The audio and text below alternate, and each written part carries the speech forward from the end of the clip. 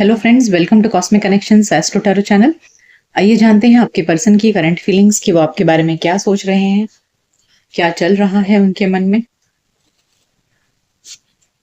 याद रखिएगा कि ये जनरल और कलेक्टिव रीडिंग है, ये किसी की पर्सनल या प्राइवेट रीडिंग नहीं है। तो आप रीडिंग देखिएगा, अगर आपको लगे कि आपके पार्टनर की एनर्जी से मैच हो रही है तो ही इसे अपने लिए समझिएगा, ठीक है।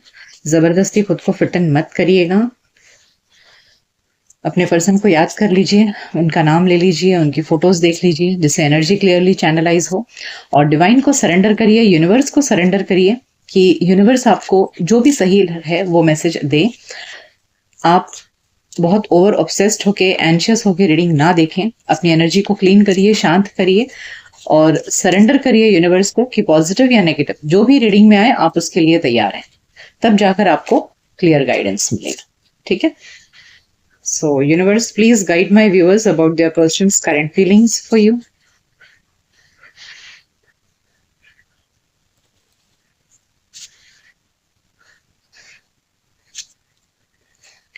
Nine of Swords,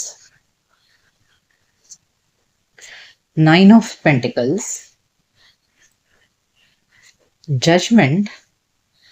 Well, मैं देख रही हूँ पिछले कुछ रीडिंग्स में जजमेंट कार्ड बहुत बार आया है, four of swords and six of pentacles. Okay, let me pull one more line because I think I need one more line before I tell you what exactly are their feelings for you। क्योंकि यहाँ आप देख सकते हैं, यहाँ nine of swords है, nine of pentacles, यानी कि दोनों नाइन का नंबर है और दोनों की जो एनर्जी है वो बहुत ही ज्यादा कॉन्ट्रास्टिंग एनर्जी है, ठीक है।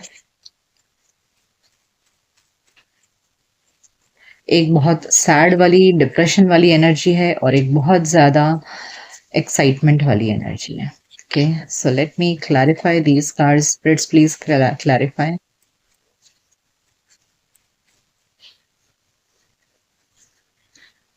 Three of Swords, sorry, Three of Wands, Knight of Swords, Four of Wands, Seven of Pentacles, and Knight of Cups. Okay, bottom of the deck we have Four of Pentacles, the Hermit, and Five of Wands. What I feel, यहाँ पर ऐसे लग रहा है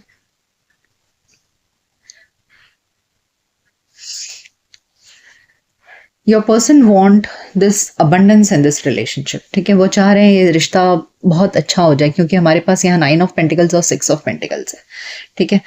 तो abundance को दिखा रहा है। आपके पर्सन रात दिन बस सोच रहे हैं कैसे ये रिश्ता ठीक हो जाए, कैसे आपके साथ में सब कुछ हंसी खुशी हो जाए। So they are in extreme depression. आप देख सकते हैं यहाँ पर ये लेडी कैसे आंख बंद करके और एकदम परेशान है, ऊपर काले कौवे मंडरा रहे हैं, एकदम डिप्रेशन में, उसको कोई रास्ता दिखाई नहीं दे रहा है, समझ नहीं आ रहा है। And what are they wanting? They are wanting this nine of pentacles. Nine of pentacles is all about abundance. बहुत कुछ है रिश्ते में, हर जो चीज आपने ख्वाहिश की हो, ठीक है, सब कुछ जो चाहिए वो सब कुछ मिल जाए आपको, उसको कहते हैं। तो आपके पर्सन रात दिन बस इसी सोच में लगे हुए हैं कि कैसे इस रिश्ते को एकदम हरा भरा कर दिया जाए, कैसे सब कुछ हंसी खुशी हो जाए आप दोनों के बीच में। एंड रात दिन वो बस इसी कॉन्टेम्पलेशन में लगे हुए हैं। भले आपको दिखाई नहीं दे रहा होगा, सोशल मीडिया पर वो बहुत खुश दिख रहे होंगे, आपको कुछ समझ में नहीं आ रहा होगा कि आपको याद कर रहे हैं या नहीं, बट हाँ कर रहे हैं वो, और बहुत ज्यादा सोच रहे हैं आपके बारे में। अब देख सकते हैं दे आर जस्ट हीलिंग। और यहाँ मुझे ऐसे भी लग रहा है कि हो सकता है उनका किसी और के साथ में हार्ट ब्रेक हुआ हो, ठीक है। दिस फोर ऑफ सोर्ड्स जब आता है तो that this person is coming over from an heartbreak. तो अगर आपको छोड़कर वो किसी और के पास गए थे तो वहां से उनका हार्ट ब्रेक जरूर हुआ है, और जब वो हार्ट ब्रेक हुआ है तब वो आपके पास लौट रहे हैं, ठीक है। सो अगेन आई थिंक ये 2 दिन पहले या कल ही मैंने कोई रीडिंग दी होंगी जिसमें ये मैसेज आया था, अब फिर से आया है वो। So this is again a double confirmation कि this person has got a heart break. जब इंसान को कहीं से ठोकर लगती है तब उसको पुरानी सब चीजें अच्छी लगने लगती हैं। तो इस same way is your person now. तो अब वो फिर से जजमेंट कार्ड आया है। इसके पहले भी रीडिंग्स में जजमेंट कार्ड रिपीट हो चुका है, तो दिखा रहा है कि यस, योर पर्सन अब एक फाइनली अब वो आपके पास लौटना चाह रहे हैं। एक बार आखिरी चांस देना चाहते हैं इस रिश्ते को। वो एक बार आपसे माफी मांगना चाहते हैं। I feel that yes, your person will say sorry to you. Exactly sorry ना बोले तो भी एटलीस्ट आपको उनके व्यवहार में सॉरी दिखेगा कि उनको पछतावा है पास्ट में, उन्होंने आपके साथ जो कुछ भी किया। ऐसा लग रहा है कि वो बस एक लास्ट चांस मुझे दे दो, ऐसा आपसे कहना चाह रहे हैं। और अब की बार जो वो लास्ट चांस मिलेगा उसमें now they want to you know do good everything right with you. मतलब 6 ऑफ पेंटिकल्स की एनर्जी में अब आपको वो पहले कुछ दे, अब देख रहे हैं यहाँ पर ये व्यक्ति कैसे दे रहा है और दूसरा पर्सन रिसीव कर रहा है, तो now they will be in the giving energy. यानी कि पहले वो आपको कुछ टाइम नहीं देते होंगे, कॉल नहीं करते होंगे, मैसेज नहीं करते होंगे, आपको अटेंशन नहीं देते होंगे, बट अब उनकी तरफ से ये सब कुछ आने वाला है। अब आपको वो अटेंशन देंगे, कॉल मैसेज सब कुछ होगा उनके एंड से। Now they are coming in that mode, अब वो इस एनर्जी में आ चुके हैं। Now you can see we have knight of swords and knight of cups, यहाँ दोनों एनर्जी आगे बढ़ने को दिखा रहा है, and we have 4 of wands. So now your person is definitely moving towards you. Yes, आप देख सकते हैं इस व्यक्ति के हाथ में रोज है। So this is a Valentine's week. I hope during this Valentine's Day you may receive some good messages from your person. अगर आपको ऐसा कोई मैसेज रिसीव होता है आपके पार्टनर के एंड से तो मुझे प्लीज अपडेट करिएगा। I would be happy to know about it. Okay, so I see that yes, your person is running towards you. They just running, मतलब इस वक्त वो बहुत समय उन्होंने इंतजार कर लिया, बहुत वेट कर लिया, अब वो आपकी तरफ भाग कर आना चाहते हैं। 3 of wands and knight of swords, ये दोनों भागने की एनर्जी को दिखा रहा है, क्योंकि वो हर हाल में इस रिश्ते में स्टेबिलिटी चाहते हैं। मतलब आपके साथ में एक स्टेबल रिलेशनशिप जहां कोई लड़ाई झगड़ा नहीं है, एक दूसरे से मन मुटाव नहीं है, सब कुछ ठीक है, आप खुश हैं उनके साथ, वो आपके साथ खुश हैं, ऐसा। So but now this time, अब की बार जब वो आएंगे ना, तो यहाँ मुझे 7 ऑफ पेंटिकल्स ये दिखा रहा है कि आपके जो पर्सन है इस समय बहुत हौले हौले अपने कदम रखेंगे, यानी कि they will be extra careful, बहुत केयरफुली इस रिश्ते को आगे बढ़ाएंगे वो, ताकि उनके एंड से कोई गलती ना हो और आप नाराज ना हो जाए, या आप दोनों के रिश्ते में कोई टूट ना पड़ जाए। ठीक है, so this time your person will not be very fast, बहुत ज्यादा जल्दी से एक्सप्रेसिव नहीं हो जाएंगे। वो हर बार कोई भी कदम उठाने से पहले सोच समझ कर उठाएंगे, धीरे धीरे सोच समझकर, एंड स्लोली अब इस रिलेशनशिप को स्टेबिलिटी की तरफ लेकर जाना चाहेंगे। बहुत फास्ट नहीं होगा उनके एंड से, ताकि उनके एंड से कोई गलती ना हो, इस बारे में सोचेंगे वो। ठीक है, so now your person is thinking a lot. यहाँ भी 4 आया है, 4 की एनर्जी आई है। सो यहाँ 4 की एनर्जी बहुत ज्यादा आई है, 3 कार्ड्स आए हैं 4 के, एंड 7 ऑफ पेंटिकल्स भी स्टेबिलिटी को ही दिखाता है।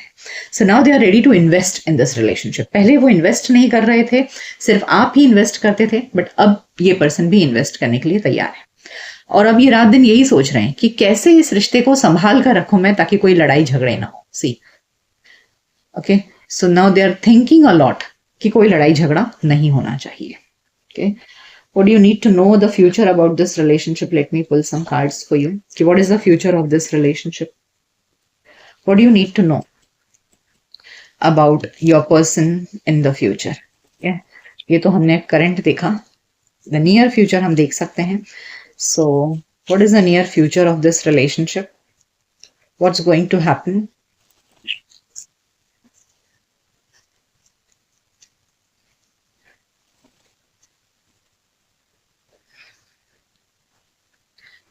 Seven of Cups,